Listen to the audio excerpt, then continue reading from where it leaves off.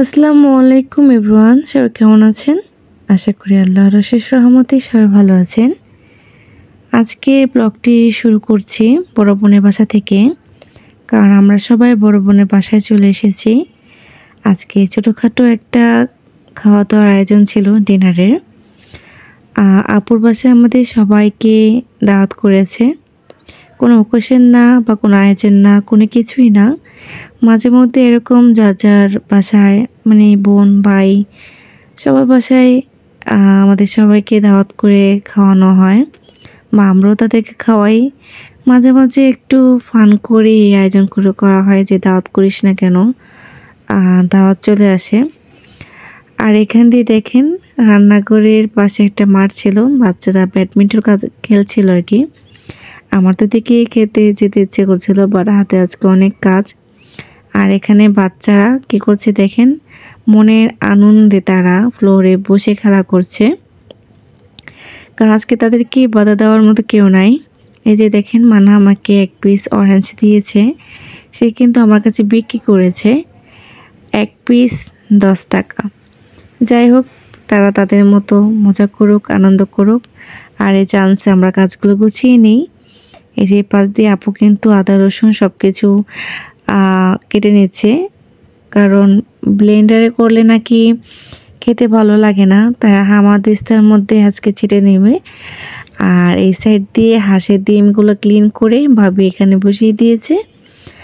আর আমাদের মেন উপকরণ হচ্ছে মুরগি, সেটা কিন্তু এই মাত্র কিনে নিয়ে আসছে আর কি।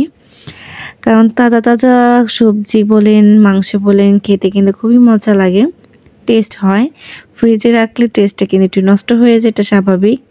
তাই এখন দেখেন রাত বাজে 8টার উপরে, এখন মুরগিগুলো নিয়ে চলে আসছে আর কি বাসায়। আর এই সাইড দিয়ে দেখেন আদা রসুনগুলো সব থেতলানো হয়ে গিয়েছে, কারণ এইভাবে রান্না করার মজা একটা, আর ব্লেন্ডার করে রান্না করার মজা কিন্তু আরেকটা।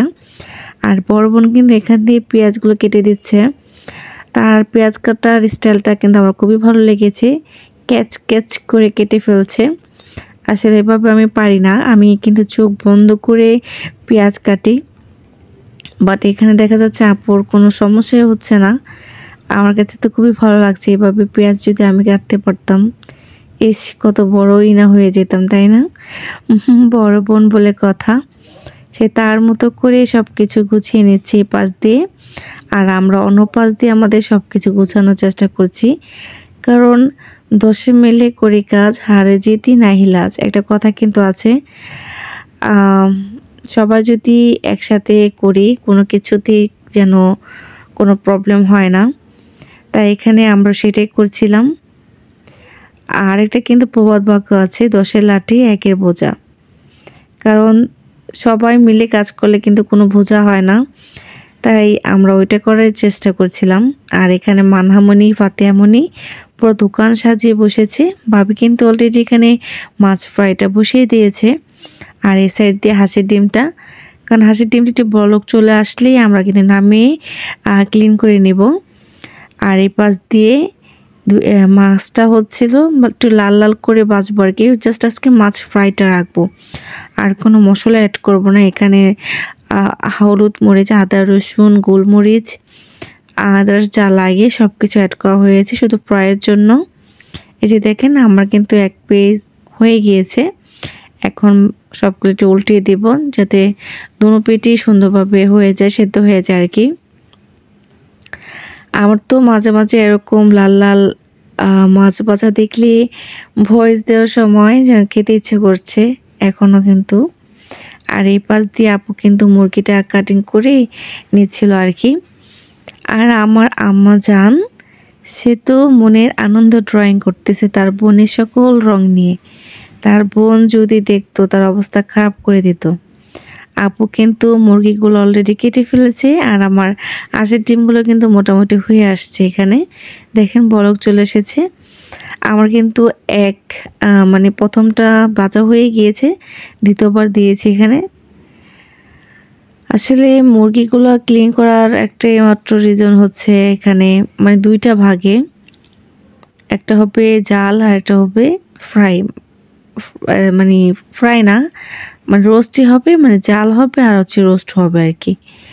আর এই পাশ দিয়ে দেখেন হাঁসের ডিমগুলো ক্লিন করা হচ্ছে। মানহা দেখেই কিন্তু দৌড়ে চলে আসছে, সে ক্লিন করবে। আসলে আমরা যাই করি না কেন বাচ্চারা তা কিন্তু ফলো করে।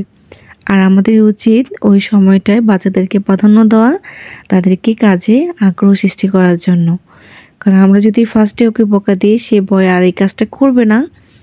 তাই আমাদের উচিত প্রত্যেকটা বাচ্চাকেই তাদের প্রাধান্য দেওয়া, সে কী করতে চাচ্ছে বা কী করবে। এতে করে কিন্তু আমাদেরও লাভ, বাচ্চাদেরও লাভ। কারণ বাচ্চারা যদি প্রথম থেকে ভয়ে কাজ করে, তাহলে তারা কোনো কিছু সুন্দরভাবে করতে পারে না। আর আমার মেয়েটা তো আরেকটা, কে কী করছে সেটা ফলো করবে, সেটা দেখে ওই কাজটা করার চেষ্টা করে। তাই এখানে সে দেখছিল যে একটা ডিম কিভাবে ক্লিন করা যায়। এখন সে নিজেই কিন্তু একটি ডিম চয়েস করে নিচ্ছে, সে ওইটা ছিলবে আর কি। এ দেখেন যা যা দেখতেছে সে সেটা করার চেষ্টা করছে, আর সে কিন্তু পেরেছে। সে 3 থেকে 4টা ডিম ছিলে আমাকে দিয়েছে এখানে। আসলে এগুলো দেখলে মাঝে মাঝে চোখের এক কোণে কিন্তু জল জমে যায়। আসলে এটা খারাপ লাগা না ভালো লাগা বুঝতে পারছি না, বাট মনে হয় মেয়ে তো একদিন হঠাৎ করে আমাদের ছেড়ে চলে যাবে অন্য এক সংসারে।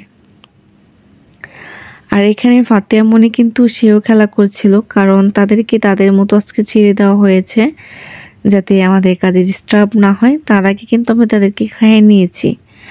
আর এখান দিয়ে আমি ডিমগুলো ভুনা করার জন্য অলরেডি সবগুলো ডিম দিয়ে দিয়েছি একটু হিট করার পর, যাতে সুন্দরভাবে আস্তে আস্তে হয়ে যায় আর আমি বোনাটা করতে পারি। আসলে ডিমের বোনা বলেন, কোরমা বলেন, এগুলো পোলার সাথে খুবই ভালো যায়। বাট আমার কাছে হাঁসের ডিমটা একটু ঝাল বোনাটাই খেতে খুবই ভালো লাগে।